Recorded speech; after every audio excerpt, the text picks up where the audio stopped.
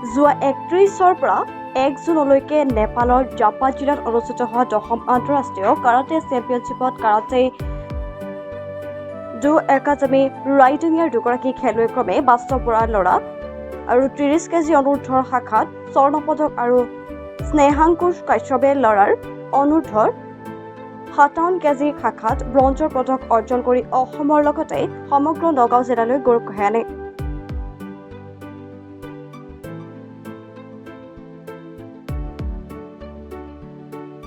দুয়োকে দেওবাৰে ৰাইডিঙত ৰাজহুৱাভাৱে সম্বৰ্ধনা জনোৱা হয়। এই সম্বৰ্ধনা কাৰ্যসূচীত উপস্থিত থাকে ছাত্ৰ-ছাত্ৰী, অভিভাৱক আৰু স্থানীয় ৰাইজ।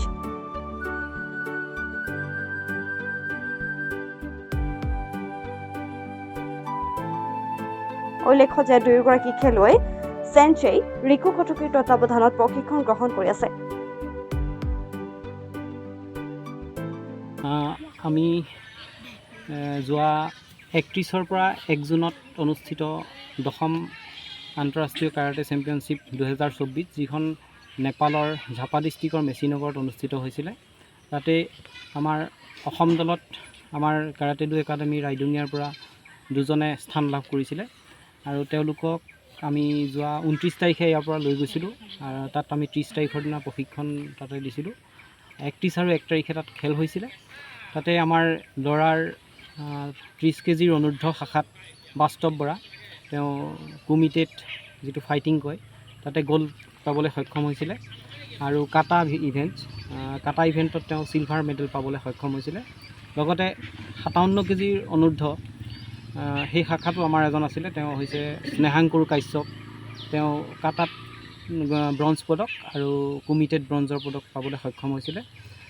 যথেষ্ট ভালেই প্ৰদৰ্শন কৰিছিলে। আমাৰ এই নগাঁও জিলাৰ পৰা গৈ আন্তঃৰাষ্ট্ৰীয় পৰ্যায়ত য'ত আপোনাৰ ভূটান, নেপাল, ইণ্ডিয়া, বাংলাদেশ, শ্ৰীলংকা এইকেইখন কাণ্ট্ৰিৰ মাজত খেল হৈছিলে। যথেষ্ট সুন্দৰ প্ৰদৰ্শন হৈছিলে, ভাল ভাল খেলুৱৈসকল তাতে আহিছিলে।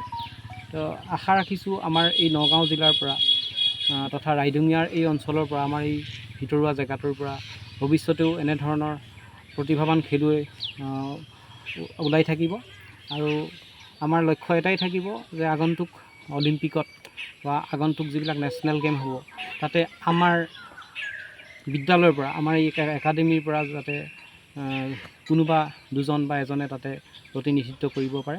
এই অতি শুভক্ষণত ইয়াতে উপস্থিত থকা কেৰাটে ডু একাডেমীৰ প্ৰশিক্ষক শ্ৰীযুত ৰিকু কটকী দেক, স্থানীয় আমাৰ উক্ত বিদ্যালয়খনৰ প্ৰধান শিক্ষক তথা ৰাইডিঙিয়া অঞ্চলৰ এক বিশেষ লেখত ল'বলগীয়া ব্যক্তি শ্ৰীযুত বুধেন বৰা দেৱ, লগতে আজিৰ এই অনুষ্ঠানত উপস্থিত থকা অভিভাৱকসকল, অভিভাৱিকাসকল। তো আমি সঁচাকৈয়ে এইটো বৰ গৌৰৱৰ কথা যে আমাৰ এই ক্লাবৰ পৰা, ৰাইডিঙিয়া ক্লাবৰ পৰা আমি বিভিন্ন স্থানত আমি ক্ৰীড়াত অংশগ্ৰহণ কৰিছোঁ, প্ৰতিযোগিতাত অংশগ্ৰহণ কৰিছোঁ আৰু লক্ষণীয় বিষয়টো হ'ল যে প্ৰতিটো ইভেণ্টতে বা প্ৰতিটো শাখাতেই আমি পদক আজুৰিবলৈ কিন্তু সক্ষম হৈছোঁ। এইটো এটা বৰ সুন্দৰ চাইন বুলি কৈছোঁ মই, এইটো এটা বৰ ভাল খবৰ। বটদ্ৰাৰ পৰা আজহাৰুদ্দিন আহমেদৰ ৰিপৰ্ট, প্ৰাতঃ টাইম ডিজিটেল।